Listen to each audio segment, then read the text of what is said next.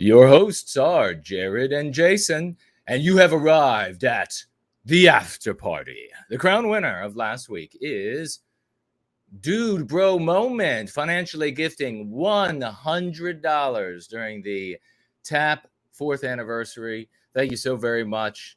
Congratulations to you. A big heartfelt thank you. And in second place, we have, I believe that here is a three-way tie. Each individual financially gifting $10. Thank you all so much. Congratulations. And those champions are JK160, No White Guilt Clips, and Piers Taylor. Thank you so very much. Folks, you may financially gift on Entropy, which will be up and running in a moment at a cost of 15% to you. You can also watch the stream there, or you may financially gift over on Cash App. The URLs for both of those platforms are in the description below. Jared and I evenly share the financial gifts with all of our guests here on the one and only The After Party. Today we have Yizz, the Unifier, on tap with the news of her historic victory for White Wellbeing. Yizz, please first introduce yourself to our esteemed community in case there's somebody here who doesn't know who you are, and we got new folks showing up all the time. Tell them where they can find you, and then Mr. George will take us into this conversation. All righty. Hopefully my mic and everything is still good like it was earlier. I apologize in advance for the coarseness of my voice, but I spoke at long length all weekend at the event, barely sleeping any at all, just a couple of hours a night. And I talked all day and streamed all day yesterday too. So my voice is worn out. I am Yizz the Unifier. My original name is Yizz the Eunuch. And you can find me at Yizz the Eunuch at YouTube, Odyssey, DLive, Minds, Gab, Entropy, all the usual spots. Over on my YouTube page here on the About tab, you can find all the links to what I just talked about. And you can find me on the border of East Tennessee and Virginia, working on building in-person connections. I've got a Go Free picnic coming up this April the 2nd. I'm talking to some people I met this weekend and bass guitarist about making a Go Free club here in East Tennessee. Got a lot of stuff going on. I got a lot of irons in the fire. And I'm also working again, so I'm doing all of this and doing delivery driving and van driving about 50 hours a week. So I am just beat and dog tired all the time, but I'm not going to stop until the anti-whites do. So I got a lot of work ahead of me. Yeah, there you go. Well, we just celebrated 4 years of TAP a few days ago, and now Yizz has some things to tell us. So I don't even have much information about the event, the context, the speeches you made, and the connections you made. So I don't really have much in terms of an introduction other than just laying down the red carpet for you and welcoming you to tell your story. So have at it. I got the introduction all typed out. I put all my thoughts down and ordered them today because there was just so much to talk about. I had to get it ordered or I would have never gotten it all out in one stream. All right. Well, let's go. Okay. The event was the Shieldings event. That's SCYLDING. The Shieldings event is orchestrated by a group of Westmen who do basket weaving events and organize basket weaving, which is for dissenting opinion people to meet privately and orchestrate healthy, moral, intellectual ways to move us out of the ashes of civilization, as they say. And there's a lot of white positive people in these groups. They're all white sympathetic. And the first United States-based Shieldings event was just this past weekend, just a couple of days ago, outside of Nashville, Tennessee. And there was a bunch of people there, myself included. Let's see. I'm going to just go from my script now. This event orchestrates meetups of positive-minded individuals who care about the rising from the ashes of modernity and building towards something better, something truer to Westmen. They organize events all across the Anglosphere, primarily the UK, but this was the first US meetup. The function was just over 100 people, all looking fit. All good-looking, fit, well-dressed men, mostly between 18 and 35, almost all young guys. I'm 42, and I was the second or third oldest person there. The men who came are successful winners. They were priests, pastors, professors, lawyers, programmers, and entrepreneurs of many kinds. One was a manager of a multi-million-dollar construction firm. One was the face man for a team of self-made electricians who do over $1 million in trade a year. Another was a wealthy finance executive in a large southern city. They came together for one single purpose: to share ideas and methods that could help like-minded people build new networks of communication, manufacturing, food production, and trade, and to help us all emerge from the ashes of what has been done to us.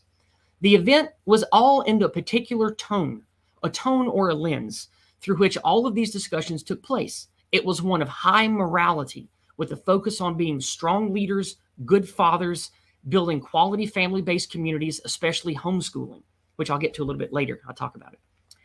Along with the tone of morality, faith, and spirituality over material, along with the tone of morality and faith being over materialism, race and ethnicity came up a lot. Out of the 103 people there, I could count 98 of them were white. There was a young Black Christian man active with his church and maybe a youth group leader or just active with his youth group. I couldn't tell. There were 2 mixed race gentlemen, a Chinese American guy, and an Arabic man who immigrated from a young age from, I think, either Jordan or Yemen. I don't remember. Regardless of race or ethnicity, however, everyone present was unified by what they called a love of the Anglosphere, a dedication to Western civilization, white countries or Christian countries. So it was a very aligned group of people. Of the non-white people, the only non-white featured speaker was a young Black Christian youth leader, and even he used the word anti-white in his speech. I counted, and our lexicon appeared in 7 of the 20 presentations, which brings me to talking about some specific victories for white well-being of the event, specifically those of my own personal achievement. So that was my little introduction that I typed up for everybody tonight, just to let you guys know the general strokes of what was going on. So you want me to go ahead and move on to the thing that really made my heart blow out of my chest and just really was like amazing to me? You want me to go ahead and go on with that? Or do you have questions? We can't say no to that. We'll pepper in questions later, but go ahead. Okay. The event started with Academic Agent. You guys all know him, and you know I've been working him hard for a long time. The event started with him, the half Iranian, half Welsh dissident content creator who brought the event together. He couldn't attend because he's trapped in Wales and can't leave since he refuses to get the jab. But he delivered his opening speech for the event via the internet on a huge 30-foot projector on the wall of the speaking auditorium. He spoke about the main camps of the dissenting right: the racial and ethnic identitarians, the Catholic Christian bloc, the populist right in America, etc. And in his speech, he prioritized those of us who speak about racial and ethnic issues as being at the forefront of both knowledge and morality, since we are literally fighting for Western people to survive. But what blew me away was his criticism of this group and his suggestion for what our camp should do and be about. Now, for all of the main groups of the dissenting right, he presented what our main strengths were and what we were about, his main criticism of how we were failing and what we should focus on. And the message, the banner under all of his speech is what unifies everyone on the right, or if you're not on the right, just that unifies people that are on that are against the anti-white agenda. Excuse me. Let me take a sip here. I'm talking a lot. I need to drink. And you've been talking all weekend, so understandable. I sure have. So the lens through which he presented this was a funny Bowden quote, which is "clear them out." He said, the one thing that unifies all of these groups is we just need to push out all of these awful, corrupt, evil people, whether they're politicians or lawyers or school teachers. The only thing that really all of the dissidents agree on is clear them out. So that's sort of the frame in which all of this was presented. And when it comes to our camp, the ones who talk about white well-being, racial issues, patriotic alternative, et cetera, he said the failing of our general camp was making racial replacement the focal point of our talks and using horror stories like grooming gangs and South African farmland murders because this tactic has clearly failed. And it has failed for many reasons, specifically because using negativity doesn't inspire people to care or to be motivated, because people are constantly bombarded with these things every day. They see anti-whiteism on TV, social media, at their schools, at their place of work. They know that they lived under the anti-white agenda, under the boot of the anti-Christian, anti-morality people. And then if our group is to have any success, we need to focus on clearing out the anti-white speakers, pushing out the anti-white politicians, clearing out the anti-white teachers in our schools. And of course, removing our children from schools if we can, of course. But the actual source of the harm to white people, since all the horror stories perpetrated against us are these anti-white actors, and we have to push them out. Especially since the white identity camp is big on the populist and localism tactics like patriotic alternative and America first, our winning strategy should be to move away from talking about demographic change and what he called misery porn, and instead make our overall focus on white well-being. He literally used the phrase. He said it. He said it on the 30-foot screen to all 100 and some people in the room, and who knows how many thousand people will hear that if he chooses to put this up on his channel. I was gobsmacked. I sat there staring at his huge face plastered across the event hall, almost in disbelief at what just happened. As the shock waned, I noticed that everybody in the room was nodding their heads in agreement, smiling, making little quiet hand gestures or sounds or muffled sounds in approval of such a shift in tactics. Each speaker did a Q&A after their presentation. And when his big on the wall presentation was over, I was the first to stand up and want to ask. And ask I did. I said, AA, have you been reading the Go Free book that I've been suggesting you read for the last year? Because you used the lexicon and the primary speaking points of why we go free. And his response to me, Jason, was perhaps even more flabbergasting than what I witnessed earlier. He looked at me, and in his playful, quirky little charm that makes him a fun content creator, he simply chuckled and said, "No, Yizz, I learned it from you. I got it from you. I learned it from you and all your little minions in the chat all the time. But the book is still on my list, and thank you." And I was blown away. I immediately got emotional. I sat back down, and I just was quiet for the rest of the Q&A, and I couldn't believe it. Like, he knows. He speaks the words, and he knows the reasons why. Because I've been on his channel and said so. And I constantly send little super chats here and there. And I'm always in his mentions. I'm always sharing the articles. I'm always giving him white positive material. I'm showing him that it works. I'm showing him that people in my area and other people's areas, I'm showing him the School of the West. I'm showing him the successes that all the people I know have in America. And I guess he just gets it. He just knows. And he chuckled and said, "No, Yizz, I got it from you." And it was just... Well, it goes to show that this is a loose network, and that's how it works. Well, and it's really appropriate. I want to hear from Jason, of course, but I'll just say this as a quick introduction, is that was the whole idea. And I know I can say that from conversations Jason and I have had. And that's why it's not about a top-down thing. We were saying on Tap, Jason had said on Tap on Saturday night, that other attempts to organize people and groups in the past have been that a bunch of guys sit around and think of an organizational structure and then say, well, this role has to be filled. We need a person to do this role, a person to do that role. Yeah. And but love and positivity is what works. That's what gets people.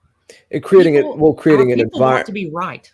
They want to be righteous. They want to be good to others. Yes. And true leadership is creating an environment where others who are self-starters and have their own talents would flock to, want to contribute naturally, don't have to be told to.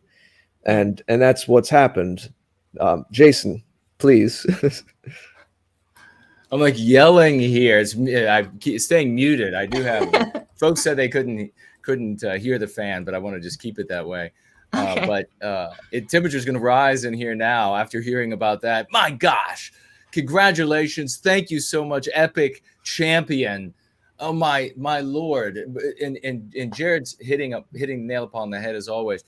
Create the environment where the best people self-select to participate. And then this is exactly the way it's supposed to happen. I don't have to, it's a curative contagion. I don't have to be all over the place. Yizz is there. Yizz has communicated the concepts that change the world to a change the world agent, an academic agent. And then now he's speaking to all of these other people. And we have so many, we got Crowder using the concept anti-white because of our efforts in the titles. We have Elijah Schaefer using anti-white, anti-whiteism, white erasure because of our efforts. We have Mark Dice putting up on his screen the definition of anti-whiteism that we wrote because of our efforts. Yizz has gone into, folks, and we've said this so many times, just massive applause to this wonderful woman. I have put thousands of hours of work into this. And it is going to change tens of millions of lives. And it is already changing lives. It is changing the context. And I just want to briefly say, I want to get back to you. I want to hear more and more and more from you. But it is, first of all, it's exactly what needs to be happening. This is how we change the world. You work on yourself with the practice of going free. You then go out into the world, and if you are articulate, and if you have some suavity, for example, you can get into other environments and you can begin teaching these people what you in fact have learned and are still learning, because it's a practice, it's a lifelong thing.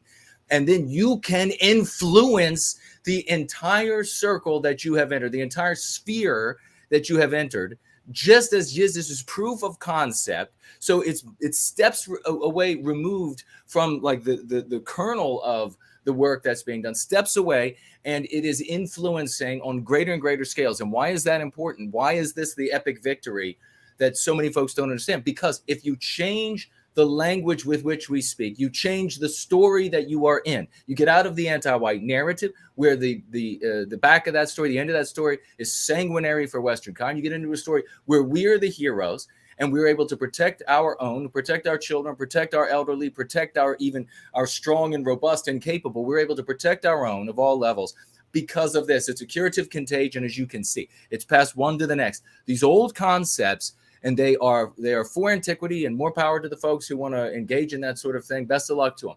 But these old vehicles that have been around for a long time and changing nothing, they have all the evidence that you should need about what their outcomes will be. Now, you have all of the evidence here in the practice of going free about the outcomes that we can have here for the benefit of our people. If you change, and this finally, the folks, and I'll pass right back. There are a lot of people. Don't worry about speaking to anything I said unless you want to. I want to continue to go with whatever you have.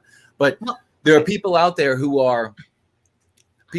say, "Oh, it's too late for language. It's too late for now. It's got to be some sort of violence. People have to get ready for violence." First of all, white people will not defend themselves, even in words. They won't step in front of their white babies, even in words, if they don't have a moral matrix to do it from. This is the moral matrix.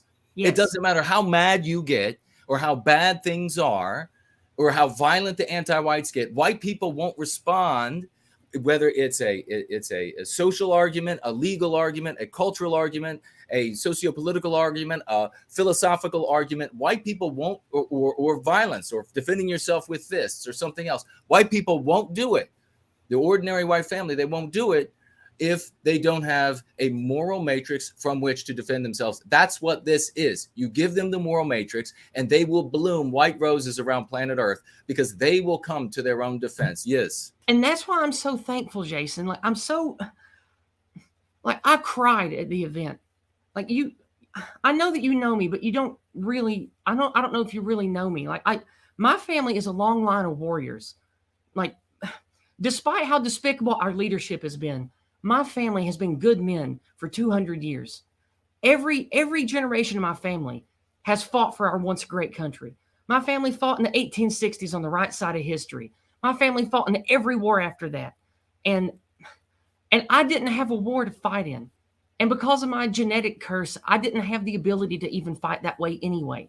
And I have always been pained. I've seen what's happened to our society. And then for years, I tried these failed tactics. I tried engaging inside the anti-white narrative. I tried playing the villain stuff. I tried doom documenting and doom dissecting and all this other stuff, like we talked about with the spiteful mutants and reverse wokeism and all the stuff that, Professor Dutton, love his heart, great entertainer, but none of that worked. None of that fulfilled me. None of it. And Jason, I have you to thank. It's because of you. You gave me the armor and the shield. I can stand with my ancestors now in Valhalla. I know I can.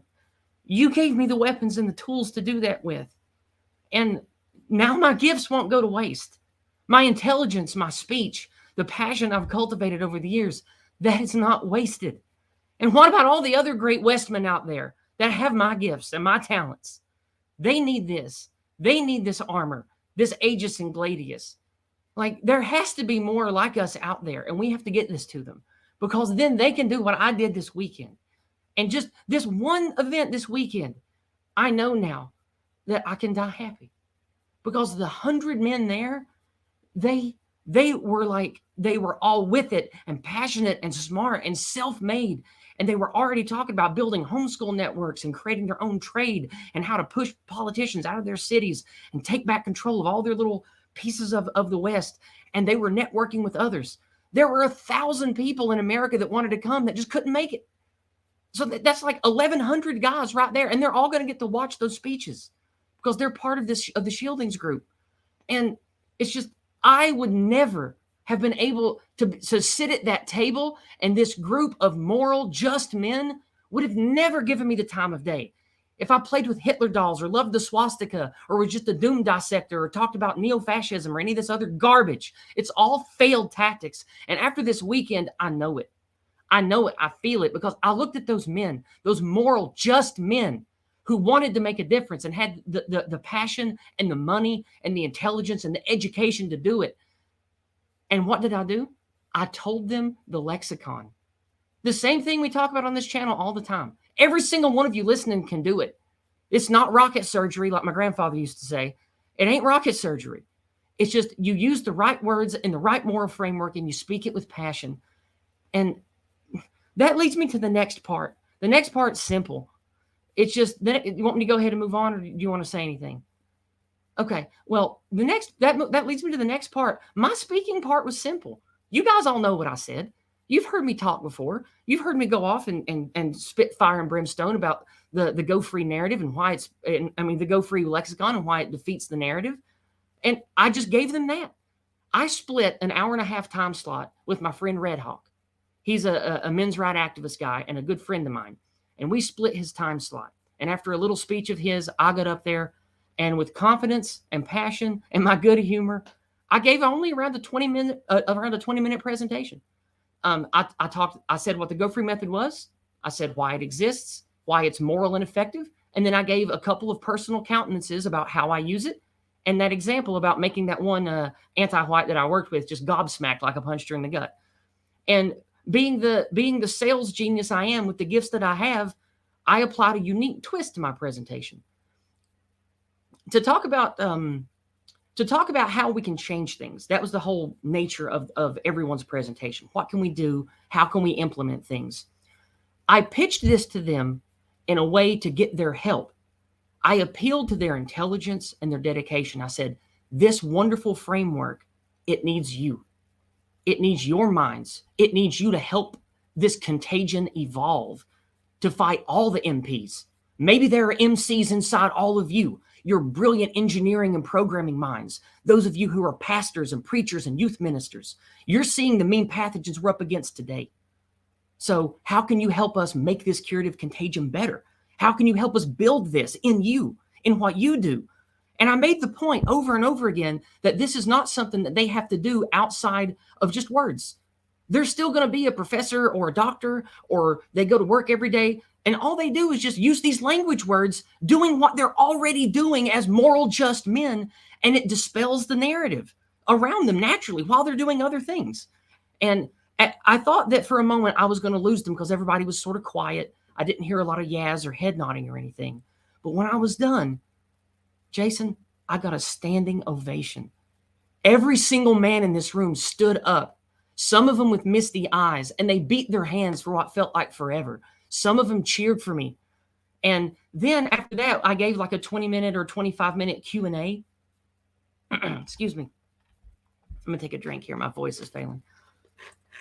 Yeah, that was my next question. If you received questions, so let's hear about that. First, but after that standing ovation, I just stood there smiling ear to ear, and I couldn't believe it. And my friend Red Hawk walked up on stage with me. We clapped hands. I don't remember if we hugged or not, but he stood there and took questions with me because he knows all about the narrative. He's all on board with the Go Free and all that. And for about, I guess, half an hour, the audience eagerly asked me question after question. They asked me really intelligent things about how to win arguments, the type of arguments that come up in their family and their church. I told them I gave them demonstrations of meme curatives to meme pathogens, especially the one that always comes up about white people being colonizers or part of an evil empire. And I always go to the MP of there can be no, I'm sorry, there can be no, I got excited, sorry, about how there is no, oh God, I'm getting excited and I forgot my MC. It's the one that was the big hit was there about a grievance never committed. It's I'm getting emotional. I need to relax. Atonement cannot be made. Atonement, that's it. Atonement cannot be made for a grievance never committed. I'm sorry. And then, just like I did with Lauren Witzke, I told the Christian guys, I said, and you can just as easily say sin instead. And they all nodded their heads and were like, yeah, I get that. I get that. And I connected with these people.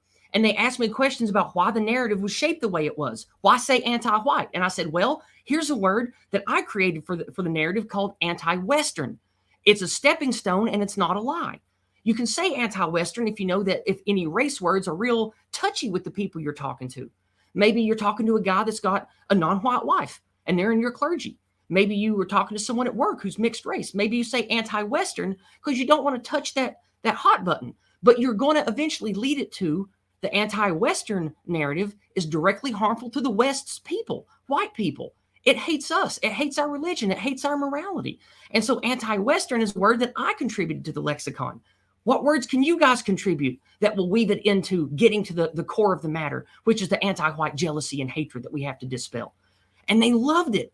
They loved the idea because they were like, and like, they say the engineers are autistic. I don't like that because I sort of reject everything in psychology as an anti-white field. I don't like psychology, but the guys that are programmers and engineers and builders, they have a very analytical, mathematic mind.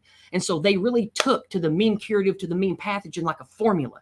And they just chattered back and forth about that. It was epic. It was the most resounding success I've ever had doing any kind of activism for 15 years.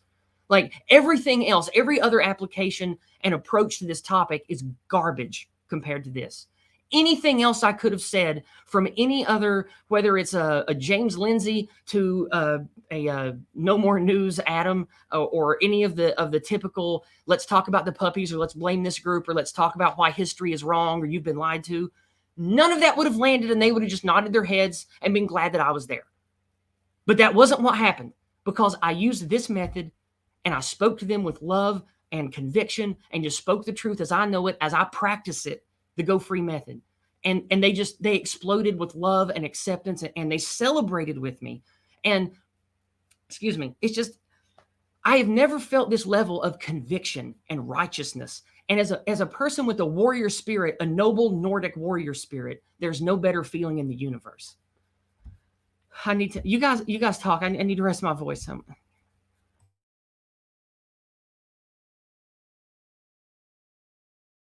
Do you want to jump in there, Jared? Nobody wants to talk. I just want to hear Yizz talk. Yizz, I know you have to rest your voice. Do you remember any of the questions, anything that stuck out in the Q&A, and or if you had questions in, I know at these events there's usually some social mixing between the speakers, or maybe at night people break out and go eat and things like that. If you could let us know about, you're muted. Yeah. Everything that happened after this is, I've got a bunch of examples and things I wanted to share, but that was the easy part to get to that really just made me, it just galvanized everything that I've been working towards for the last 2 years with you guys. I know that it's righteous. I know that it's just, and most importantly for victory, I know it works. I see it. And to answer your question directly, the questions I were asked was, do we go hard on this? How can we do this without sounding like we're trying to browbeat my family or my wife or whatever? And I talked about picking your battles, about knowing how to identify a rabid anti-white. You don't engage with them. You're not going to win with them. Those people are not going to be on our side. You don't waste your time. And most importantly, you don't want to lose your job or your bank account by engaging with those jackals. They'll try to destroy you if they know you care about white people. And that's when I got to introduce them to the anti-white screed. And that was wonderful. And then they asked me again, they said, well, what if I want to change the mind of my son or my mother? Those kind of questions. And I said, you have to get them there over time.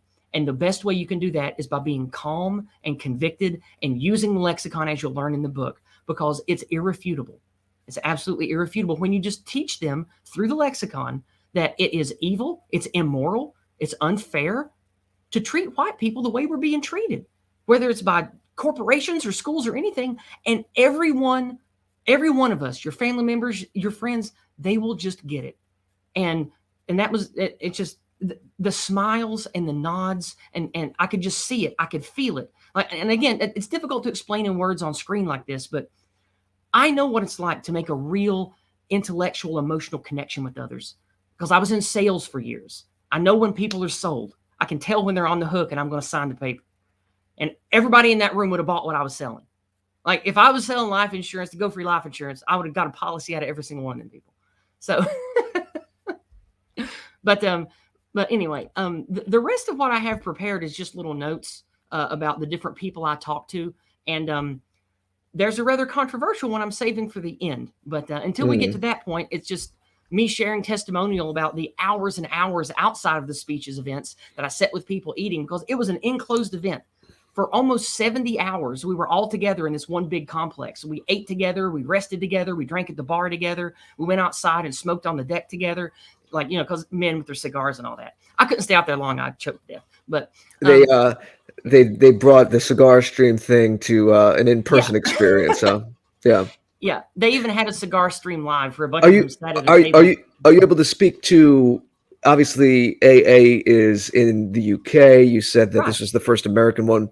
Are you able to speak to how many events they've done like this in the UK, or how long this has been going on for? I think there's only been one major meetup that was called the Shieldings event, because they just ratified this after a couple of years of smaller meetups. It's called basket weaving. They have a server called Basket Weavers because, for you got to play the optics game to the social media jerks. So it's called basket weaving, and they've had a lot of little meetups, like little groups of 5 or 10 that meet up and talk about this kind of thing. Right. But then their first big one was maybe 6 months ago, 8 months ago. Yeah. And I forget where in the UK it was, but this was the second major Shieldings event, and it was the US one. So this was I mean, this is a beautiful thing because, again, Jason, his concept. Jason, I don't want to speak for you, but of course, just gathering what I can and working together all these years now, and what I've observed is there's different ways to say it, but you're now illuminating all these other cells, and these are, as you said, these are high agency people.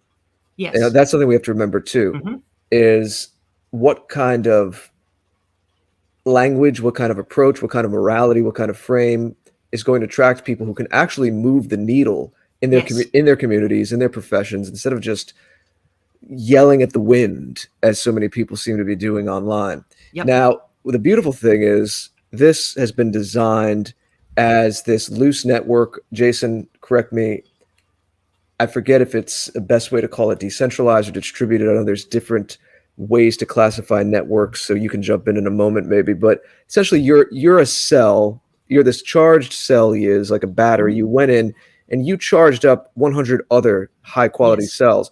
But the beautiful thing is, AA, from what I'm being told, with this Shieldings event and the in-person meetups are just the latest iteration of something that's been building for a long time online, where there's this general purpose of let's bring some great minds together and really try to think about what is going on in Western civilization, this moment in history we're in, how we can turn some of these things around and get people and communities healthier. That is a nodal network as well. That's a bunch of cells as well. So it's not like you went into this siloed off kind of fringe community.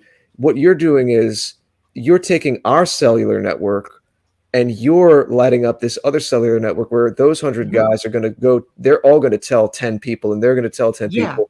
And I chose this community on purpose because it's just absolutely full of people that have families, that have money, that have big careers, that are invested in academia, in research and development, science, medicine. And this is called leveraging. We don't right now, as far as we know. I know some of this is alleged, so I'll just say that it's a rumor on Twitter that there are some Silicon Valley billionaires who are funding some people who get on and say some pretty clownish things. You know, some of it sounds very intriguing and controversial, but there are some Twitter personalities. Again, I don't want to get into rumors, so Okay. I'll just say that there's some people theorize that certain Silicon Valley figures who have some money to burn, even some with names a lot of us would recognize, are funding some of these people who go on to, again, act like they themselves are these think tanks for Western civilization, but in various ways are either keeping people on the normie conservative Republican farm, even though it doesn't seem that way at first, and is certainly, I've seen this, causing a ridiculous amount of undue strife between men and women. Yeah, we know Yep. there's general differences between men and women, Mhm. but to then go and try to make enemies out of each other and these endless intersex wars between men and women, I wouldn't put it past someone trying to who has some nefarious intentions. So the point is, we don't have, as far as we know yet, multimillionaires or billionaires who are able to fund these things. And even when you do, you still need quality people. So And that, again, there's no that's the excuse point to of sit basket around. weaving. I'm sorry, I didn't mean to talk over you. No, I'm just saying there's no excuse to wait for that. This is how Right. it's done. Yeah. That's the point of the basket weaving is we want to make connections of professionals, farmers, creators, because in the UK especially, they trade services together. They help educate each other's children. They go to church together. They make their own church groups, their own prayer groups, their own book reading groups. And this is the kind of thing I want to start organizing all across America. And it works perfectly to make Go Free clubs around it. It's perfectly to spread the curative contagion because these people are already like us anyway. They're already high morality, high education, high intellect. They see the problem. They know what needs to be done. And they don't believe in, trying to fight the government or burn everything down or anything stupid like that. They believe in building. And that's what I talk about on my channel all the time. You're not going to be negative and be hostile and be violent and get your way out of this dark pit. We rise above it. We build positivity. We're Westman. We don't destroy. We create. We build. We build networks. We build we build technologies. We build things that have raised the rest of the world out of dirt and rocks. And that's what we're going to have to do inside our own countries now. And that's the whole point of what basket weaving started off as. And now it's starting to grow into real life meetups. Like I said, there's been several before, but this is the second big one. And we're already planning about making another big one in America next year and another big one in the UK next year. And I'm invited already to come back to the next one as a primary speaker next year. They loved me so much. Congratulations on that. Clossington was one of the three organizers. At the end of the event, he said, "Why did you have to share a slot with Red Hawk?" And I said, "Well, they just didn't have enough slots for everybody." And he's like, "That's ridiculous. You need to have your own full slot." He's like, "You get with me next year." He's like, "And you're guaranteed a spot." And I'm like, "Okay, all right, sounds good." And so like the patriarch of the event, if you can call him that, is a guy that goes by Radical Liberation. I don't know if you know Radlib or not. Radical Liberation, he's known as the Mises libertarian with the bright bow ties. I don't know if you guys know him or not, but he's got salt and pepper gray hair. He's around 50, always wears a nice old-timey suit with a little bow tie. He's been a part of the Mises Institute since he was 20. He's met some of the old guard, like I forget if he's met von Mises himself or not, but he's met a lot of those guys. He's big into Christian morality and working our ways peacefully away from the shackles of government. So, like an old school, real right-wing libertarian type. And I respect him. I've been on stream with him before. He knows who I am. We've talked before on AA's channel many times, but we've never met in person. And after my speech, he came up to me, the patriarch of the event, remember, the most respected man there. He has a beautiful Christian wife, 8 children that they have homeschooled, every one of them themselves. They grow their own food. They are part of a huge homeschooling network in Missouri. They are part of a co-op. These are the absolute apex alpha Chad of this type of intellectual dissident group. He walked up to me in front of the entire room and shook my hand and said, "I shouldn't be surprised, but you are the most passionate, exuberant speaker, and you blew me away." And Wow. So like that is with these guys, you don't understand what kind of credit level that is to see him say that to me and shake my hand in front of everybody. And do you think he would have said that if I was spewing ant-nat garbage? No, he would not have said that. So like, anyway, him and his wife are the ones that I spent a lot of time with during this event. I love his wife. She's great too. And we talked about homeschooling. So of course I brought up our friend old Brant Danger in School of the West and pitched him to them. And then the other people in the event that were talking about homeschooling and creating homeschooling groups in their communities, I said, hey, we could make a Go Free Club, and then you could share along with the regular stuff that you teach. Why don't you use Brant Danger's School of the West? Maybe you guys could even contribute to him and you could help him grow the School of the West. And people are like, oh yeah, that's cool. Yeah. And I gave out the School of the West website and people checked it out. So it's like just them, like Radical Liberation and his wife and the people there I talked to about homeschooling. It was probably, I don't know, like, again, one of the most holistic and good experiences I had. Now I got the warrior spirit. So the first thing that I led with is what really just drove me to tears and made me feel convicted. But this was wonderful too. And let's see if I have any other notes on homeschooling here. No, that's all my notes on homeschooling. So you want me to move to the next little snippet now? Is that good? Okay. Sure. All right. I talked to a team of 4 young men who went by Iron Age Archivist. And they, one of them was the Chinese man I mentioned earlier. They are starting an enterprise aimed at making TV shows and movies with strong based messaging. They like many people in our spheres, they know that we need to start making, the next Tolkien needs to come from us. The next great Star Wars or whatever should come from us and be from us. So, excuse me. They already put together a team of video tech and programming guys, and they have a couple of financial backers that are willing to throw a lot of money their way. They just need people that create the stories themselves. And we got to talking because I heard them talking about creating the next Star Wars and the next Lord of the Rings. And like, hey, I love fantasy stuff. So I went over to talk to them, and that's how I learned about all this. And I said, my husband and I have been into Dungeons and Dragons and science fiction for 30 years. He's written a novel. He writes short stories. I write adventures and I write stuff for, I've written for Pathfinder. I've written for Dungeons and Dragons back in the day. And I said, maybe we could help you write scripts. Maybe we could help you.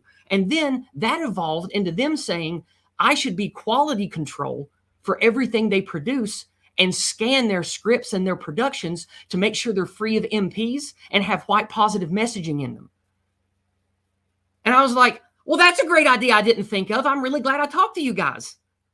So that was something else really cool that just happened organically for me talking to these really smart, connected guys that are in the process and already have financial funding to start making based movies and TV shows. So it's like, I didn't even know that that's what I was walking into when I walked over there to talk to them.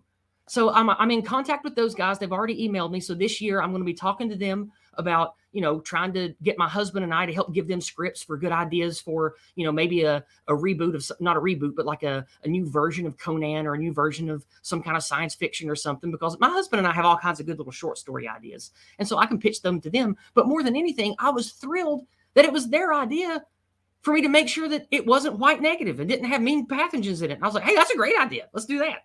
So let's see. All right. That's all of the little notes I had, except for the controversial one that I saved for last. And to me, because I'm a warrior, this is perhaps the most important of the side conversations that I had. Do you want to take a short break before I do this one, or do you want me to just go ahead and get into it? Because I don't need a break if you want me to just keep going. Jared, did you have any questions before? I mean, because we do have 15 minutes to the top of the hour, and then we normally take questions and comments for the subsequent 15 minutes. But I guess I would like to know what was the general sentiment of this conference once it was when it was coming to its, I mean, maybe even at its apex, but also when it was coming to its conclusion. Were people generally very excited and animated and ready to roll out and make it happen? The palpable Westman energy was amazing. Every single person in there was just beaming with positive energy. It looked like everybody there was ready to go slay a dragon after this conference was over. And we all empowered each other with white positivity, righteous morality, intelligence, and most importantly, we knew that we weren't alone. We met other people who want to build our way out of this darkness together. And the energy was just amazing. Everyone was just so fired up and passionate, just like me right now. All of us, everybody there was like that. And it was great. So that was the overall the overall energy was just one of exuberant passion, and we were not black pilled at all. It was like, you know how in your intro all the buckets of white pills that rain down. That's what the event was like. It was excellent. Oh my gosh, that is so awesome. And the networking that you mentioned on these new projects that are getting started, friendships that are getting made are being born in this context of these concepts that you have introduced, the Go Free concepts. That's the richest soil. That's a new story. And two of the guys I met, one goes to UT Knoxville, one lives in Chattanooga. The one that's the front man for the electrician business. They're coming to my Go Free picnic in April. So I'm gonna be networking with them and meeting them in person more and hanging out with them. And I think one of them is going to bring his family. So that's great. Like we're making real connections and building real networks of people that have money and confidence and education. Yes. And like, this is what I'm talking about. This is why I worked so hard to get into this community and get them to accept me, because I genuinely do like all of them. It's not like a lie, but I knew that if I could take my passion and the Go Free method to these brilliant, accomplished men that are connected all across the Anglosphere, I knew that would be my vector to deliver the curative contagion. And it was a resounding success. It was amazing. It's better than I could have hoped for. Oh, it's better. I mean, it is magnificent. And everybody listening, I'm so thankful I found you, Jason. Like you my gosh, I'm so thankful that our paths have crossed. It's the spirit of the West that have brought us together. That's what it is. It's the spirit of the West that brought us together. And it's just like when I talk about Mr. George and myself, this is the age that great people are called by something beyond our understanding to contend with the great evil of the age. And it's a lot of different folks from a lot of different backgrounds and a lot of different expertise, a lot of different skill sets. And we're coming together around a set of concepts, new ideas, avant-garde, original things that have demonstrated proof of concept now for many, many years, 2 decades at minimum, proof of concept. And we're coming together with this now. We're talking about with the skills, the expertise, the manpower, the money, etc., to make these things happen with a set of tools that work. Yes. With a set of tools that have proven to work. And that being spread, that's like nothing that is, I mean, it's not just like, it is nothing like this has occurred in the white sympathetic sphere or even outside of it in any way contending with anti-whiteism, which is the great evil of this age. It's the evil, it's under that banner of anti-whiteism that they do the things that they do in all of our countries. Right now, you want to look at things being done to laborers and truck drivers and all of this kind of stuff, and the threat of taking money, all of that is done under the banner of anti-whiteism. So it is the evil that, irrespective of your heritage, the bottom line is your world is wiped out, whether you're white or not, by this banner going across the land and setting everything on fire all across the West. We all have to stand up and say enough is enough. And we have to do so with the tools that empower us, the tools that back us in. We don't want to, we've been trained to be sick. All of us, if we've been trained to be sick, we've been trained our whole lives to fail. And you can't come to somebody. I mean, I saw this documentary the other day where they were talking about what white people should do. White people need to do this. White people should do that. Well, that's not enough. A wish is not enough. A hope is not enough. You have to have a plan and implement that plan strategically. And Jared was right. It's a distributed network. This is a completely different approach. And this is how we build factories. We conquer disease. Yep. We defend ourselves against the alien tribes and etc. Wildlife that want to devour us, the environment and what it would like to do to us. This is how the West has always achieved and been victorious. And we now are doing it again here. So I could not be more excited. Me either. I barely slept this week. I can barely sleep. I've got so much energy. I don't know what I'm going to have to do, because I have to drive like another 400 miles this week to do delivery and logistics. And man, I'm running on Spirit of the West right now. That's what I'm running on. Yeah, you're living up to your name as the Unifier, but well, I mean, it's what I want to do.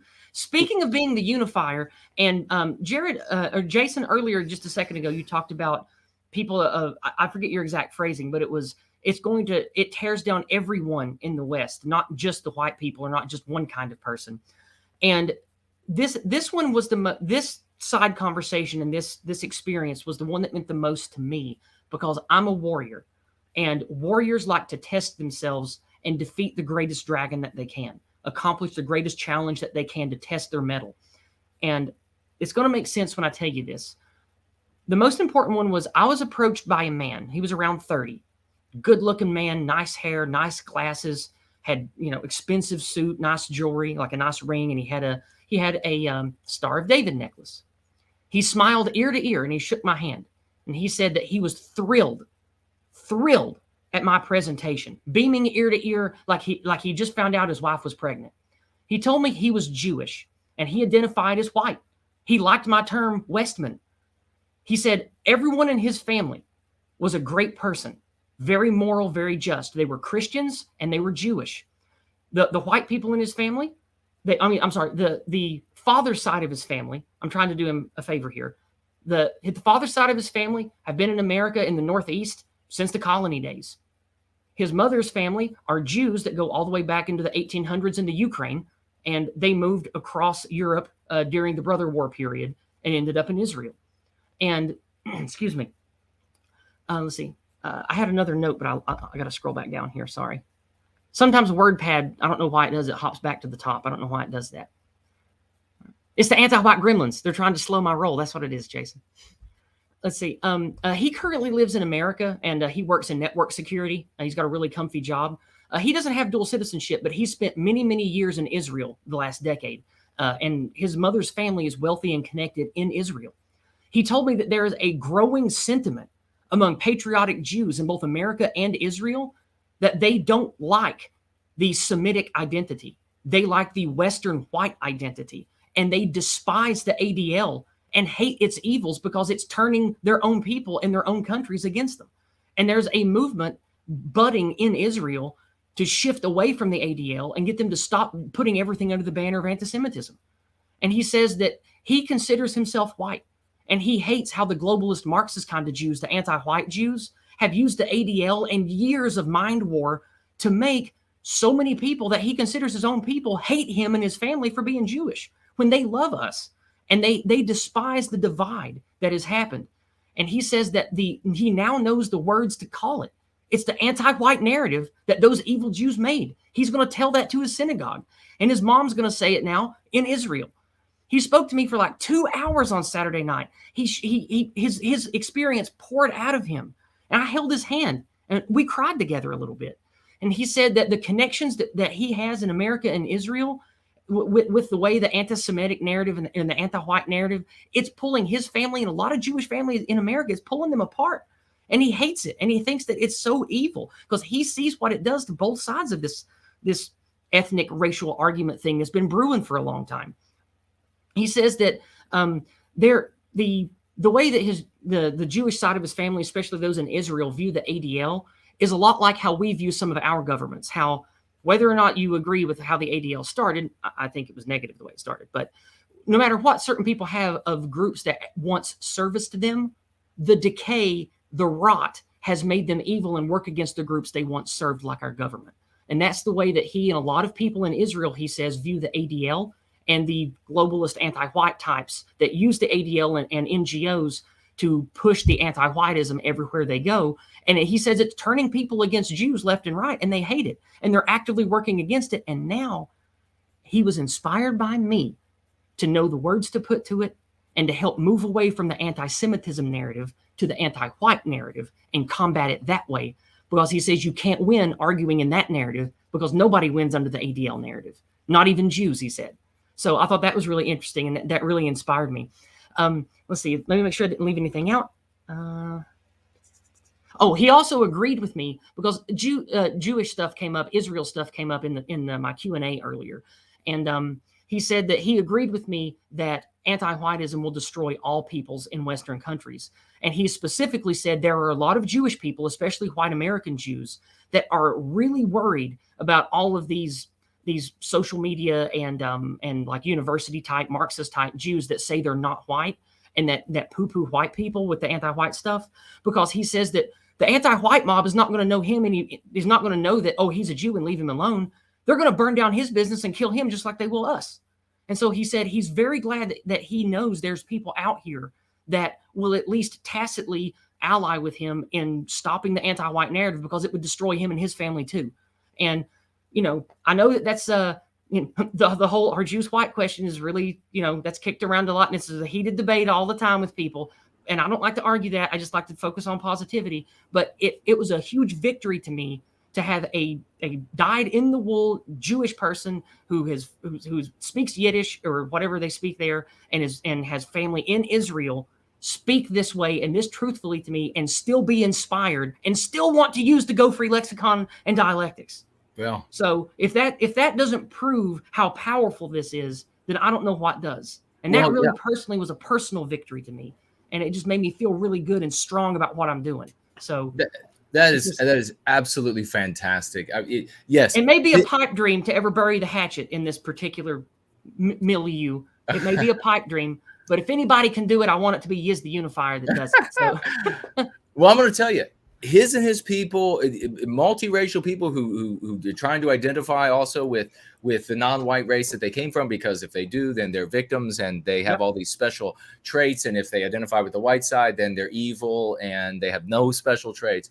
Those people are going to be victimized on the basis by anti-whiteism, on the basis of their proximity, or you could say their propinquity to the white race. They are white presenting, or they're white identifying, or they have a white genetic blood in them. And he said that's why he loved the phrase aligning to the archetype of the West, because he said, you're not going to purity test me and say you got to get a blood test to be white or not. Like, he liked that I didn't say anything like that. That as long as you work in service to white well-being and help support white countries, then, we're at least allies in that and not enemies. And that made me feel really good that even a dyed-in-the-wool Jew from Israel would say that to me. Like, it made me feel like I was winning. You are winning. A lot of signs of Yizz the Unifier winning, taking this message ever, getting people to taking the curative contagion to somebody, putting it in their proximity, they absorb it and then begin using it. That is the biggest victory that a person can have today in our contest with the greatest evil of this age. And indeed, with all of the technology and so much already discovered around the world, in even the cosmos, even relative to where we were before in previous epochs, this might be the greatest evil of all ages. And so, I was saying, folks who are white presenting or white identifying, or they have some white genetics in them, whatever it might be, they're going to be targeted directly. But everyone suffers as collateral damage to what is being done to Western kind and Western civilization. That's why it's so important for good people of all backgrounds to come together and contend with anti-whiteism. You don't have to be white to fight anti-whiteism. You just have to, number one, be moral, and you have to want a future for yourself and your children. All of that you've voted with your feet for and has brought you to Western civilization. All of that is on the line, and the executioner is anti-whiteism. So we all have to stand up against it and put an end to it before it puts an end to us. Look at what it's doing in our great country of Canada right now. Look at what it's doing all over the place. But what a magnificent, just what a glorious, I swear, I feel like I haven't checked the chat yet, but I'm sure people are arguing about my last testimony there. I can feel it now. I can feel it. I can feel them arguing in the chat about it. Well, I mean, it's understandable, especially what happens here. I'll point out though, what happens here when you have these competing formulas, if you will. Yeah. The one formula is that all of one group is, and we could do it for various groups, but all of X group is bad. And then there are some exceptions. Our formula is that we allow people to decide whether or not they're going to be anti-white. And if they're anti-white, they're bad. Right. And they could be neutral. They could be away from us. But if they could serve with us to contend with anti-whiteism, to put an end to it. But they make the decision of what they're going to be. Therefore, we don't need any exceptions. And if you ever have taken any mathematics courses over the years, you know that the formula that does not require exceptions is superior to the formula that does. Yes. So that's where we are. That's one of the reasons why, not only that, I mean, just mechanically speaking, it's a superior formula, but it's also a moral formula, because it isn't laden with hypocrisy like the other formula is. The other formula is burdened with hypocrisy, which is something that white people are offended by, generally speaking. The general white person sensibilities, they find hypocrisy objectionable. White people who say, I don't want to be demonized because I'm white. I don't want to be mocked because I'm white. I don't want to look at the movies and the commercials and see guys that look relatively like me or my brother or my son or my father demonstrated in the entertainment as feckless, as weak, as etc. I don't want to see that. We don't want to see that sort of thing, and it is because of the way that we are born. We can't change what our biospirit is. We can't change our race, which is not skin. Race is deeper than skin deep. Right. It's not pigment. So we say we don't want to be slandered and demonized for our race, and then you go out and slander another group of people, or two groups, or three groups, or five groups of people on the basis of the way they were born. White people, they hear that, and they immediately think, oh boy, that is some rank hypocrisy. I don't want to have anything to do with that. That reminds me of one little thing. Let me throw in here. It wasn't during my speech or anything. It was during someone else's when we were having Q&A time. Someone said the main pathogen human race, and we got to talking about that. And I brought up the word biospirit, and it was a fun little 5-minute talk about me getting to explain to the room what biospirit was. And a lot of the more spiritual, big-brained book-reading guys, sort of like a Semiagog, Oliver, a lot of the guys in the room really liked the concept and the term biospirit, and they took to it well. I forgot to mention that earlier. I'm really happy about that as well. I imagine that even after we wrap up today, there'll be a dozen more scintillating successes that will come to mind, and you'll think, oh, I should have mentioned that. But don't forget, we have Going Free is coming up this coming Sunday, so you'll have plenty of time to speak to all of the magnificent successes. And folks, I want to say to you right now, as we are now past the top of the hour, if you have any financial gifts, questions, or comments, make sure you get them in. Make sure you tag me in doing so, No White Guilt, or you tag the great Mr. Jared George, so that we can get to these before we wrap up tonight. But I will be getting to those in just a second. The main thing I want to mention to folks is that you can participate in this great success. You're not Yizz, but you have just heard of all of these magnificent success. These are victories that are over the moon. You can participate. How can you participate?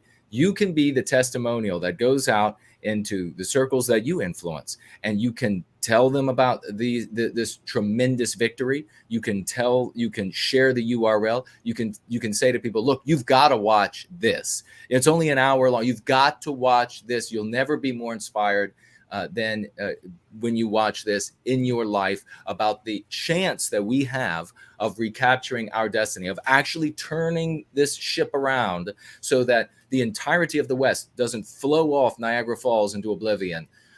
Do that, and you will have had a massive victory as well, because her message and her success and the spotlight on her and the minds that she has changed and the minds that those folks will go out and change, all of that can be magnified many-fold over by you taking the knowledge of what took place here everywhere you go over the next couple of days. At a bare minimum, people are very interested in things that are new. This just happened. Make sure that you are part of the great victory.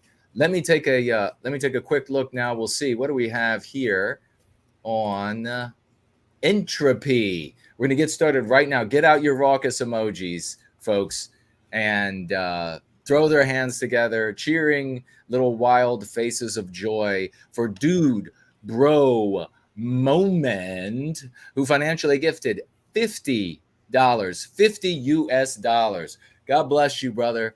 You have been absolutely out of this world. $50, and writes here, I'm glad I caught this video tonight.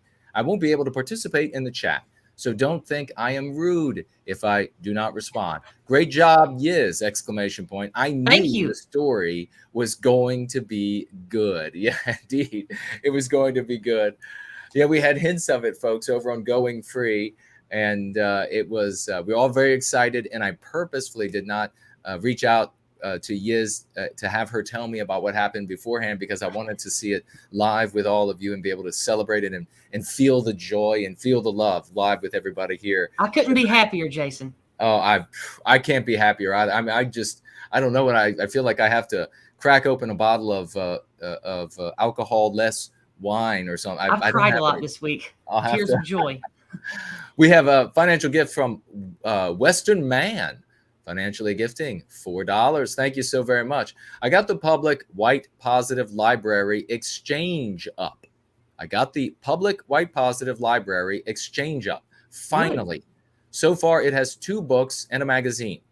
A People Called America, the Christian Bible, and a copy of the Epoch Times. Thank you so very much for that. Do you have a, is there a URL attached to that? You can put that in the question widget. For me. You don't have to financially gift again. Thank you and well done. Thank you so very much. Western Man back with another $3 financial gift here to add to the $4 just previously. He writes, also, I would like to elaborate on the library details and on the details of my GFC. Awesome, brother. Well, please, can you put it in the question widget? If we can't get to it during this stream, then I will save those for the Going Free that we will have on Sunday. We have the great and the one and only No White Guilt Clips, making all of us look infinitely better than we actually are. $10 financial gifting. A true magnificent gentleman writes, thank you for all your hard work, Yizz. We are so proud of you! Exclamation point. We are so proud of you, Yizz. Any thoughts to anything I just read? Thank you to No White Guilt Clips. I love watching the clips that he makes. He came to visit on my live stream last night where I was talking to people about the event on the Discordant Dragons. That is my Monday night stream. It only happens on Odyssey and DLive and Entropy, though. I don't like to stream on YouTube anymore. They punish me and take away the stream anyway. So yeah. But no, it was a great time last night. Thank you, No White Guilt Clips, for all of your work. Thank you for your contribution to White Wellbeing, and you're great. In response to the library. He might be talking about physical copies of things. I don't know. But one of the things that we talked about at the event was creating shared libraries, physical libraries that they can take to their meetup spots in basket weaving, so people could read, whether it's philosophical, mental, spiritual stuff like big heady books, or just useful things like, positive children's books that you can share and help educate with, that kind of thing. So he might have been talking about a physical book sharing thing for his local community. I know people out here in my neck of the woods do that. We got little book boxes where people share stuff, and we put little extra Bibles and New Testaments in there all the time. So he might be talking about that. Yes. Well, Mr. George, get ready if you have something. I have over here on Cash App the great gentleman, white student transmission in the trenches, like sloths, making it happen day after day. Very proud of him. Financially gifting $10 over here on Cash App. Thank you, good brother. And he says, all hail, Sister Yizz. Thank you so much. Little pumping hand emoji and a smile face. Thank you, brother. I love White Student Transmission. He's my battle brother on Twitter. We've been going hard on him for 2 years on Twitter. It's amazing. It's amazing. Think of how quickly we have. I mean, I know that I was trudging along in obscurity, being silenced out of the white sympathetic sphere in many places, as you all know. We don't get to go into that, but think about just the last handful of years as we have multiplied, not even with all of the efforts of the anti-whites to silence us, to cut the tongues out of our mouths. Everybody else complaining about, they're so the censorship, so we just got to go into this little ghetto they've made for us, and then it'll just get smaller and smaller. And we have not only not gone into this ever shrinking, this ever desiccating ghetto somewhere, we instead have conquered the language on planet Earth. These concepts are being used all the way up now into the anti-whites mainstream media, their very own media. You can't get better than, imagine if you were sitting outside, and this is, I'll break it down for those. I know the champions here totally get it, but I'll break it down for those who are still, they find it dubious. They don't quite understand. Imagine if you were sitting outside of some citadel and you needed to take that citadel, and you had your arms and you had your, this is like a Dungeons and Dragons, you know, you pull up to the castle and you've got your trebuchets and you have your catapults and you have the different siege tools to try to take this castle. Well, the castle, though, is mightily fortified. It is mighty, so you know it's going to be nigh impossible, might be a Pyrrhic victory, who knows. Instead, though, you see them lower their own flag and raise yours. That is what we're doing here. Yes. By changing the context in which the conversation takes place. If you can just at least see that, then you don't need to be able to understand exactly how it works. You just can see it working. So in the midst, imagine the history books that will be written about these moments, right? They're going to look back with such romanticism on our ordinary lives as the works of gods. I guarantee you that in the midst of these most stringent strictures on speech, on movement in the West. You've never, I mean, you saw this kind of thing in the Soviet Union where they, and other communist countries, restrict music movement. They've never done this in the West until now. In the West, now there's restrictions on movement, restrictions on speech, the threats and the actual taking away of finances, the censoring people from payment transfers, platforms, the banishing people from their banks. It just gets worse and worse in the midst of that power that the anti-whites are wielding, which is what we said. Do you remember, folks, looking back at the beginning of this decade? I said it was going to be two storms, one of darkness, one of light. The anti-whites would get stronger throughout the totality of the decade, the roaring 20s, but so must we. And so will we, and so have we. We continue to get stronger as they continue to get stronger. And in the midst of the greatest strength that they've ever had, we have circled planet Earth with the remedy. That is something for the ages, indeed. If either one of you want to speak to that, let me check over here and see if there's anything else. Go for it, Yizz. I was just going to say, with what you were just talking about with the D&D analogy and the seeing the citadel you needed to take, raise your flag. That is how I prefaced my speech, was warfare, like fourth and fifth generational warfare. I said, look around you. We're all here because our civilization has been taken out from under us and our people have been cursed. An evil pox was put upon us, and the only bullets and the tanks and the bombs, they killed us, not our enemies. Mm-hmm. We were destroyed after the war period, after the Brother Wars. We have been laid low with words and ideas.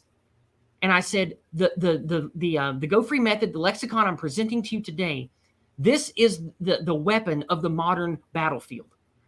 It's like if you're in a battlefield and everybody's got guns and Abrams tanks, and you're out there with an old-timey cutlass walking around with a shield wondering why you keep losing.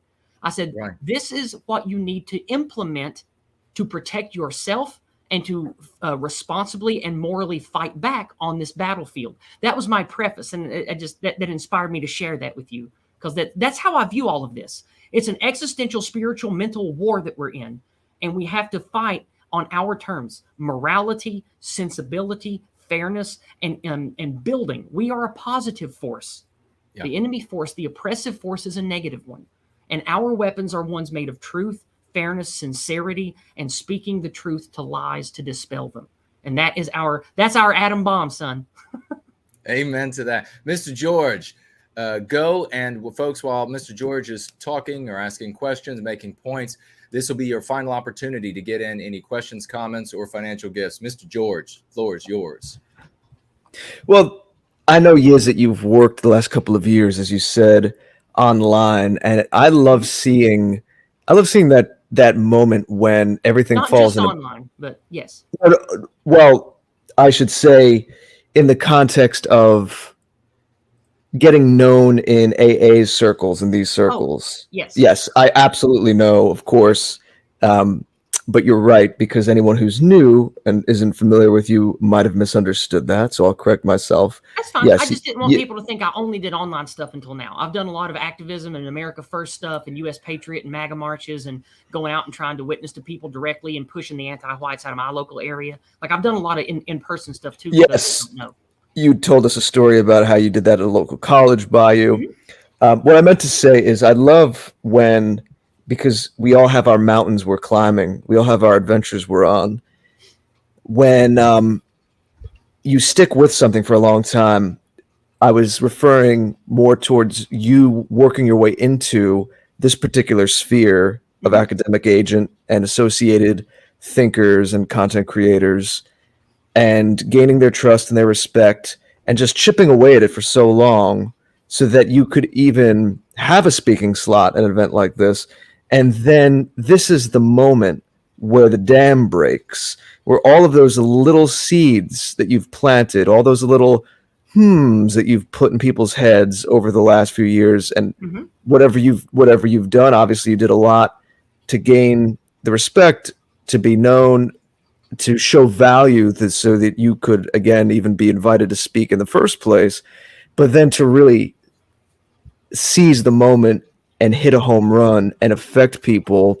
That's American for anyone who's not American for doing well. It's a baseball reference, but we do have an international audience. We know a lot of Americans, but we do have, it might be a little late for Europe and the UK, but people listen in replay as well. But I love stories of when it all falls together. It all comes together, the tipping point moment.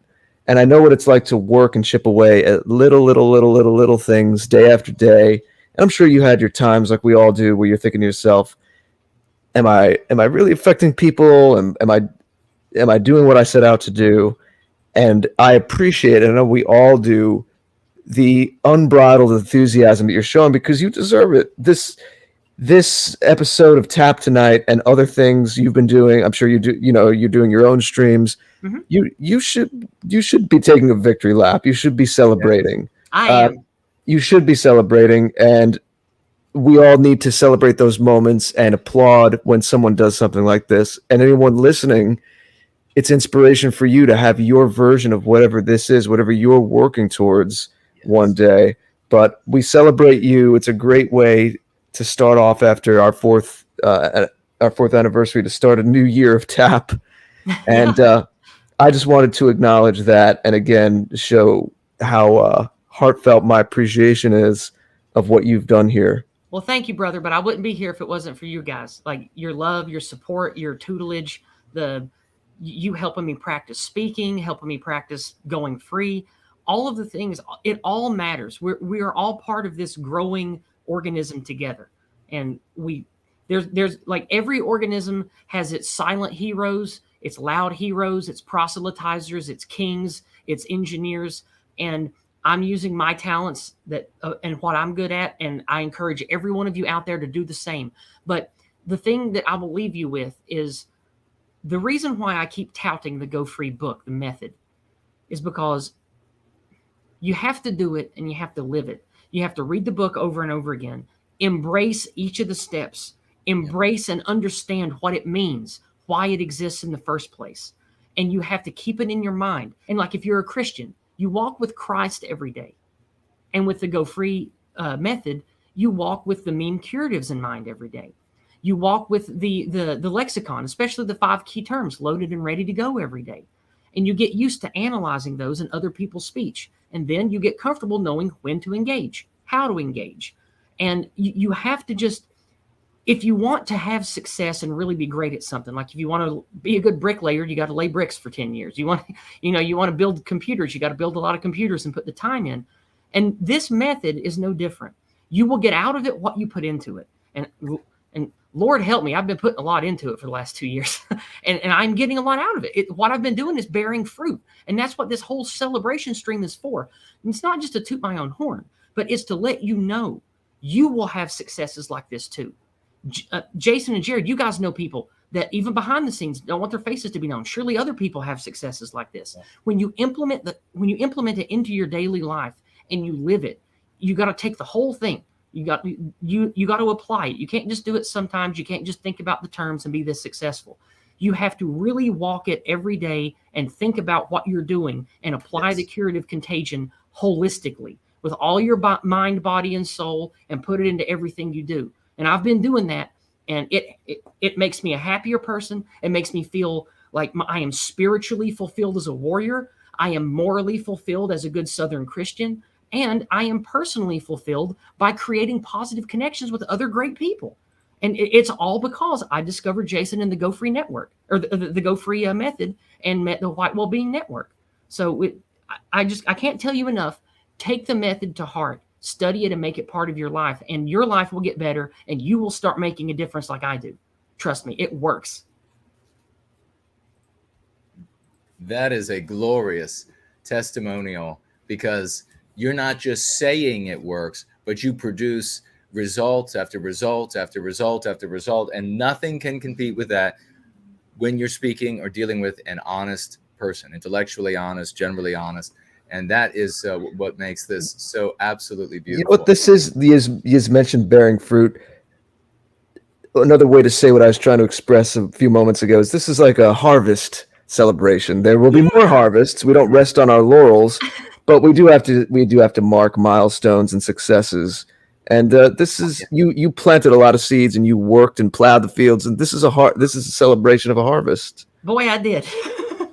We know how hard you work. Yeah, but it's all worth it, guys, because I'm going to see that western sunrise before I die, and I'm going to work. I'm going to do everything I can to make sure that'll happen. Well, God bless you. It's been absolutely magnificent. Let's get your final thoughts, and again, where folks can reach you, please. My final thoughts is what I just shared about embracing the Go Free method. That is my final thought on this. That is what we all need to do. And when we do that, the curative contagion spreads naturally. And when people see you living a happy, healthy, moral life, they'll want a piece of that action in this darkness we live in. And then a lot of people will just ask you questions. They'll want to talk to you because you're happy and you're together and you say the things that make people smile. You're the one that dispels evil. You're the one that has light to push away the darkness. People notice that. Yeah. They notice that in me, and they'll notice it in you. But where you can find me, I'm Yizz the Eunuch at Minds, Gab, Telegram. I go through a bunch of Twitters. I don't even remember the Twitter handle I have right now. Yizz Cognito. That's my current Twitter. They keep getting nuked, but you can find me there. On Monday nights, I have Discordant Dragons, which is a comedy variety show stream, which is like a mix of Dungeons and Dragons and a news show and a podcast. And we just share fun memes. We laugh at Clown World News. It's a fun, lighthearted, good time. I like to get people to have a good time and laugh. So that's what my weekly stream is. I keep the serious stuff more for my activism and in-person stuff.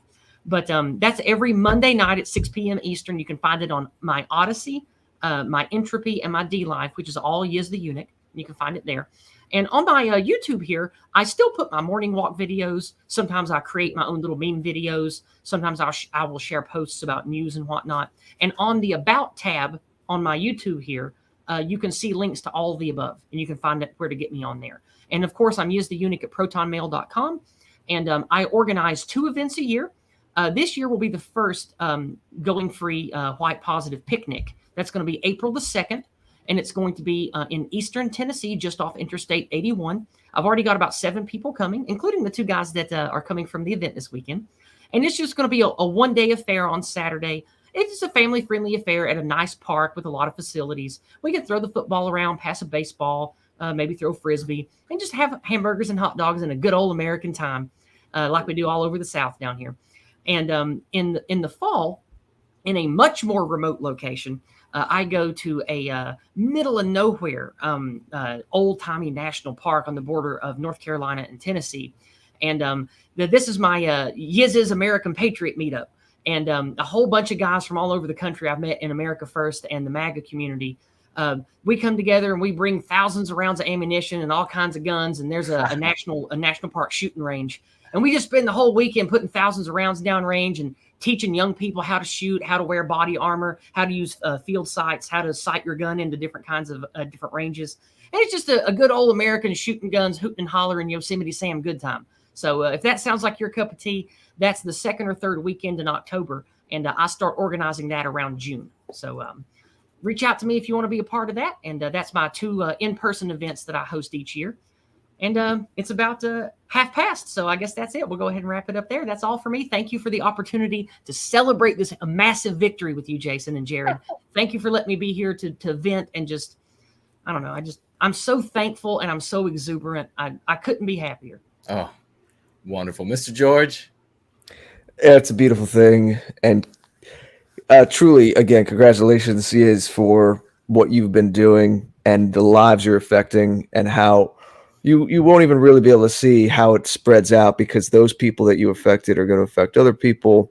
And this is how it works. And eventually we come to a tipping point, and the light at the other end of the tunnel is a healthier world for many more people, and more thriving than the bottleneck, some of the challenges we've had in recent memory. But it's great to celebrate this with you all, and my love to all of you. I don't have anything else to add to that other than let's celebrate and all pay this forward, and be inspired to do your version of whatever your talents and your passions bring you to do in the way that Yizz relayed tonight. Brilliantly said by Mr. George, everybody. Thank you to everybody who has come out tonight. Thank you to everybody who will share this magnificent stream tonight of the after party. Please, with all your circles of influence, do your best to talk folks into watching at least the first hour's worth when we are hearing this wonderful tale of success. Use this, as we talked about before, these little victories. It's not the on Sunday, we just talked about it. In fact, it's not the end of the game. We're not there yet. We have, you can put it into any sports analogy that works for you, but American football, we've gained a significant amount of yardage with what Yizz has shared with us. We continue to move downfield. We'll be scoring again and again. And then in the end, we will be recapturing our destiny, as we know and we can just feel in our hearts. We are men and women of the West, and we can make it happen. And this is a sterling example of how men and women of the West truly behave. So let this buoy you and propel you, as Mr. George says, in whatever talents you have, whatever time you have, whatever you can invest to do what you can do. Add your contribution, and it will become part of that tsunami of love, hope, and redemption that is reclaiming our civilization before all is lost to anti-whiteism. I want to give a big thank to, I think Naderific was one of our troll slayers, and is over the course of the stream. I don't know if there are any other. Jared and I have as well. Big thank you to you. Big thank you to everybody who financially gifted, including Rory, who financially gifted $3 and raised a cautionary note and about some of these people who take up the lexicon. I think it's a fair point that none of these individuals whom we reached, for example, you can think of Crowder, and he's not suddenly going to become white sympathetic, but he doesn't have to be. That's the beauty of what we're doing here. That's the power we're doing. The authors who are in these anti-white media empires, the people on the sets, when they are using our concepts, it's over for them. The exact same way when we were using their concepts, it was over for us. Folks, take that to the bank, and you'll find out that you become the richest man or woman ever to live. Jason, yeah? Was that last one from Entropy? Because someone in the chat was, I think, asking to double check. Okay. It was. Very good. All right, folks. We look forward to seeing you.